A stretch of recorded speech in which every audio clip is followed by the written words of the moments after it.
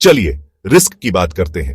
मैं जानता हूं यह एक ऐसा शब्द है जो आपको थोड़ा नर्वस कर सकता है, लेकिन आप अपने पैसे के साथ एक मजबूत, स्मार्ट और सुरक्षित इंसान नहीं बन सकते अगर आप इसे नहीं समझते हैं। रिस्क बस इस बात की संभावना है कि कुछ ऐसा जो आप होने की उम्मीद करते हैं वह नहीं होता। पैसे की दुनिया में यह संभावना है कि एक इन्वेस्टमेंट का असल रिटर्न आपकी उम्मीद से अलग होगा। इसका मतलब यह हो सकता है कि आप उम्मीद से कम पैसा कमाएं। इसका मतलब यह भी हो सकता है कि आप अपना कुछ शुरुआती पैसा खो दें। इसे कार चलाने जैसा समझो।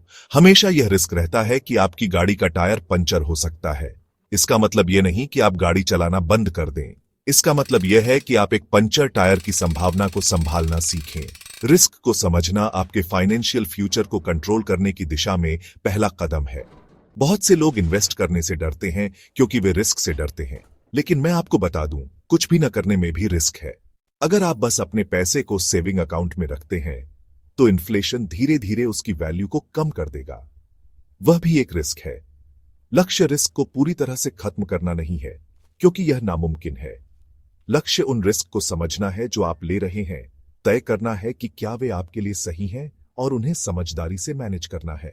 रिस्क के बारे में स्मार्ट होना ही सफल इन्वेस्टर्स को उन लोगों से अलग करता है जो फाइनेंशियल डर में जीते हैं। तो कृपया इस टॉपिक से मुंह न मोड़ें, इसमें दिलचस्पी लें। आप जितना ज्यादा जानेंगे उतने ही ज्यादा पावरफुल बनेंगे। जब आप अपनी मेहनत की कमाई को इन्वेस्ट करने जाएंगे तो आपको अलग अलग तरह के रिस्क का सामना करना पड़ेगा। उनमें से कुछ को आप कंट्रोल कर सकते हैं और कुछ को आप नहीं कर सकते। अंतर जानना ही सब कुछ है। यह एक ऐसा पोर्टफोलियो बनाने की कुंजी है जो तूफानों का सामना कर सके और आपको अपने लॉन्ग टर्म लक्ष्यों को प्राप्त करने में मदद कर सके।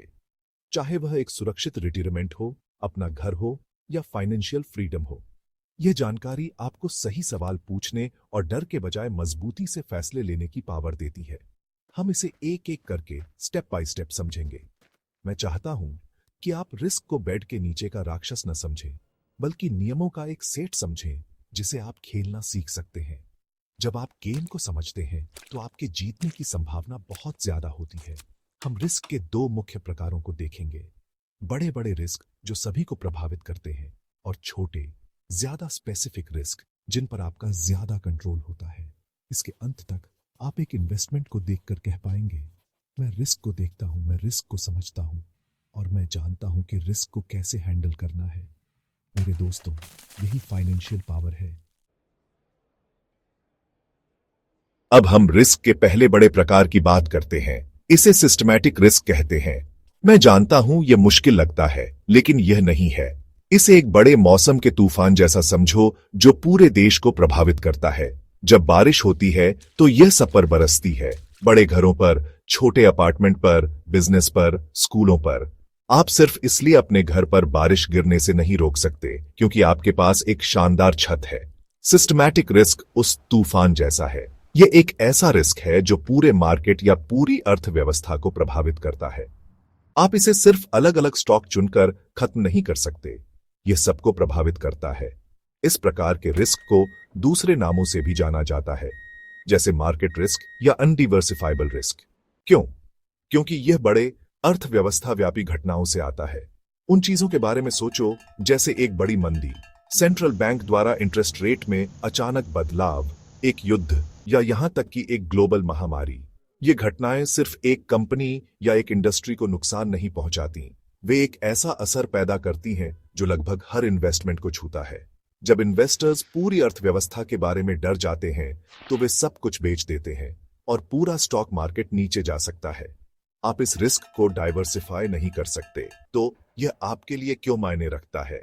यह इसलिए मायने रखता है क्योंकि आपको यह स्वीकार करना होगा कि यह रिस्क मार्केट में इन्वेस्ट करते समय डील का हिस्सा है। आप यह दिखावा नहीं कर सकते कि यह मौजूद नहीं है। सिस्टमैटिक रिस्क को समझना आपको शांत रहने में मदद करता है जब पूरा मार्केट गिर रहा होता है। आपको पता होगा कि सिर्फ आपके स्टॉक ही नीचे नहीं जा रहे हैं। यह एक मार्केट व्यापी घटना है। यह समझ आपको एक क्लासिक गलती करने से रोकती है, पैनिक सेलिंग। जब आप मार्केट में गिरावट के दौरान घबराहट में बेचते हैं तो आप अपने नुकसान को पक्का कर लेते हैं और उस रिकवरी को मिस कर देते हैं जो लगभग हमेशा आती है। सिस्टमैटिक रिस्क की मुख्य विशेषताएं यह हैं कि यह मैक्रो इकोनॉमिक नेचर का होता है, जिसका मतलब है कि यह अर्थव्यवस्था की बड़ी तस्वीर से जुड़ा है। यह मार्केट में सभी एसेट्स और सभी सिक्योरिटीज को कुछ हद तक प्रभावित करता है, और सबसे महत्वपूर्ण बात, इसे डाइवर्सिफिकेशन के जरिए खत्म नहीं किया जा सकता, जो आपके पैसे को अलग अलग इन्वेस्टमेंट्स में फैलाने की स्ट्रैटेजी है। आपको इन तूफानों का सामना करने के लिए तैयार रहना होगा।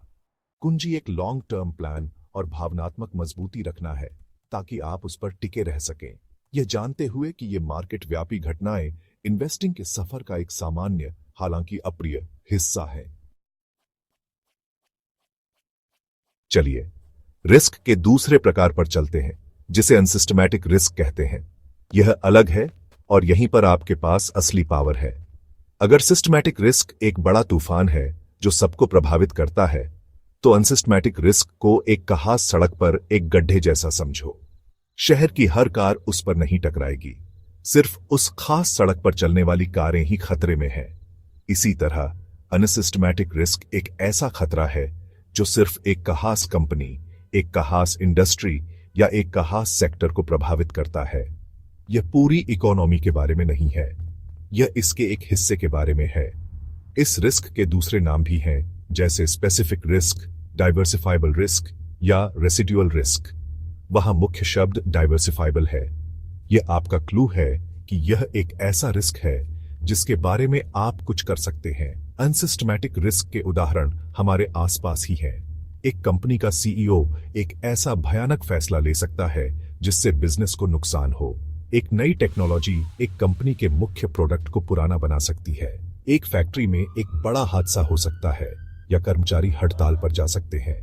ये सभी ऐसी घटनाएं हैं जो उस एक कंपनी के स्टॉक के प्राइस को बुरी तरह से नुकसान पहुंचाएंगी, लेकिन उनका बाकी मार्केट पर शायद ही कोई असर होगा। यहीं पर आप एक स्मार्ट इन्वेस्टर बन सकते हैं। अनसिस्टमैटिक रिस्क से लड़ने के लिए आपके पास सबसे पावरफुल टूल डाइवर्सिफिकेशन है। मैंने इसे लाखों बार कहा है, और मैं इसे फिर से कहूंगा। अपने सारे अंडे एक टोकरी में मत डालो। अगर आपका सारा पैसा सिर्फ एक कंपनी के स्टॉक में इन्वेस्ट किया गया है, तो आप उस कंपनी के खास रिस्क के लिए पूरी तरह से एक्सपोज्ड हैं। अगर वह कंपनी फेल हो जाती है तो आप सब कुछ खो सकते हैं, लेकिन अगर आप अपने पैसे को कई अलग अलग इंडस्ट्रीज में, कई अलग अलग कंपनियों में लगाते हैं, तो कहानी पूरी तरह से बदल जाती है। आप अपने लिए एक फाइनेंशियल सेफ्टी नेट बना रहे हैं। डाइवर्सिफाई करके आप यह तय करते हैं कि अगर आपके इन्वेस्टमेंट्स में से कोई एक गड्ढे में गिरता है और खराब प्रदर्शन करता है, तो यह आपके पूरे पोर्टफोलियो को बर्बाद नहीं करता है। दूसरे स्वस्थ इन्वेस्टमेंट्स नुकसान को बैलेंस कर सकते हैं। उदाहरण के लिए, सिर्फ एक एयरलाइन में स्टॉक खरीदने के बजाय आप एक एयरलाइन, एक हेल्थ केयर कंपनी, एक टेक्नोलॉजी फर्म और एक कंज्यूमर गुड्स बिजनेस में स्टॉक खरीद सकते हैं। इस तरह एयरलाइन इंडस्ट्री में कोई समस्या आपके फाइनेंशियल शिप को नहीं डुबोएगी। इस तरह आप कंट्रोल करते हैं जो आप कंट्रोल कर सकते हैं। आप एक कंपनी को गलती करने से नहीं रोक सकते, लेकिन आप उस गलती को आपको बर्बाद करने से रोक सकते हैं। यह स्वीकृत है। तो हम जानते हैं कि रिस्क क्या है, और हम दो मुख्य प्रकार जानते हैं। अब सबसे महत्वपूर्ण हिस्सा, आप इसे कैसे मैनेज करते हैं। आपके पास 4 मुख्य विकल्प हैं। आपके फाइनेंशियल टूलकिट में 4 टूल। यहां स्मार्ट फैसले लेना आपकी लॉन्ग टर्म सक्सेस के लिए महत्वपूर्ण है। पहला तरीका रिस्क एक्सेप्टेंस कहलाता है। इसका मतलब है कि आप रिस्क को स्वीकार करते हैं, और आप होने वाले संभावित नुकसान को स्वीकार करने का फैसला करते हैं। आप आमतौर पर ऐसा तब करते हैं जब संभावित लाभ संभावित नुकसान से बहुत ज्यादा होता है, या जब रिस्क से बचने की लागत बहुत ज्यादा होती है। कम लागत वाले इंडेक्स फंड में इन्वेस्ट करने में लॉन्ग टर्म ग्रोथ की संभावना के लिए सिस्टमैटिक मार्केट रिस्क को स्वीकार करना शामिल है। दूसरा तरीका रिस्क अवॉइडेंस है। यह सबसे आसान है। अगर आप किसी खास रिस्क से सहज नहीं हैं, तो आप उस एक्टिविटी से बचने का विकल्प चुन सकते हैं जो इसे पैदा करती है। उदाहरण के लिए, अगर आपको लगता है कि किसी खास कंपनी का स्टॉक आपके स्वाद के लिए बहुत ज्यादा वॉलेटाइल और सट्टा है, तो आप उसे बस खरीदते नहीं हैं, आप इससे बचते हैं। अगर आप बिल्कुल भी पैसा खोने से डरते हैं, तो आप स्टॉक मार्केट से पूरी तरह से बच सकते हैं और सरकारी बॉन्ड या सर्टिफिकेट ऑन डिपॉजिट पर टिके रह सकते हैं। यह स्ट्रैटेजी रिस्क को खत्म करती है, लेकिन सावधान रहे, यह ज्यादा रिटर्न की संभावना को भी खत्म कर देती है। पूरी तरह से बचना अपने आप में एक रिस्क हो सकता है। तीसरा तरीका रिस्क लिमिटेशन है, जिसे रिस्क रिडक्शन भी कहा जाता है। यहीं पर आप संभावित नुकसान की गंभीरता को कम करने के लिए सक्रिय कदम उठाते हैं। डाइवर्सिफिकेशन, जिसकी हमने अभी चर्चा की, रिस्क लिमिटेशन का एक परफेक्ट उदाहरण है। आप रिस्क से बच नहीं रहे हैं, लेकिन आप किसी भी एक खराब इन्वेस्टमेंट से होने वाले नुकसान को सीमित कर रहे हैं। एक और उदाहरण स्टॉक पर stop loss on order set करना है। यह आपके ब्रोकर को एक निर्देश है कि यदि कोई स्टॉक एक निश्चित प्राइस पर गिरता है तो उसे ऑटोमेटिकली बेच दें, जिससे उस इन्वेस्टमेंट पर आपका संभावित नुकसान सीमित हो जाए। यह सुरक्षा उपाय करने के बारे में है। आखिर में रिस्क ट्रांसफरेंस है। इसका मतलब है कि आप किसी और को अपने लिए रिस्क लेने के लिए पैसे देते हैं। हमारे जीवन में इसका सबसे आम उदाहरण इंश्योरेंस है। जब आप होम इंश्योरेंस खरीदते हैं तो आप एक इंश्योरेंस कंपनी को प्रीमियम का भुगतान कर रहे होते हैं। बदले में वे आपके घर में आग लगने पर फाइनेंशियल रिस्क उठाने के लिए सहमत होते हैं। इन्वेस्टिंग में ओन ऑप्शन जैसे कुछ कॉम्प्लेक्स फाइनेंशियल प्रोडक्ट का उपयोग एक पार्टी से दूसरी पार्टी में रिस्क को ट्रांसफर करने के लिए किया जा सकता है। यह अक्सर एक ज्यादा एडवांस्ड स्ट्रैटेजी होती है, लेकिन यह एक पोर्टफोलियो में खास अनचाहे नतीजों को मैनेज करने के लिए एक पावरफुल टूल है। यहां आपको याद रखने में मदद करने के लिए एक आसान टेबल है। फीचर सिस्टमैटिक रिस्क बनाम अनसिस्टमैटिक रिस्क, दूसरे नाम मार्केट रिस्क, अनडिवर्सिफाइबल रिस्क बनाम स्पेसिफिक रिस्क, डाइवर्सिफाइबल रिस्क। ये क्या है? पूरे मार्केट या इकोनॉमी को प्रभावित करने वाला रिस्क बनाम एक खास कंपनी या इंडस्ट्री को प्रभावित करने वाला रिस्क। कैसे कंट्रोल करें? खत्म नहीं किया जा सकता, सहन करना होगा। एक्सेप्टेड बनाम डाइवर्सिफिकेशन, लिमिटेड के जरिए कम किया जा सकता है।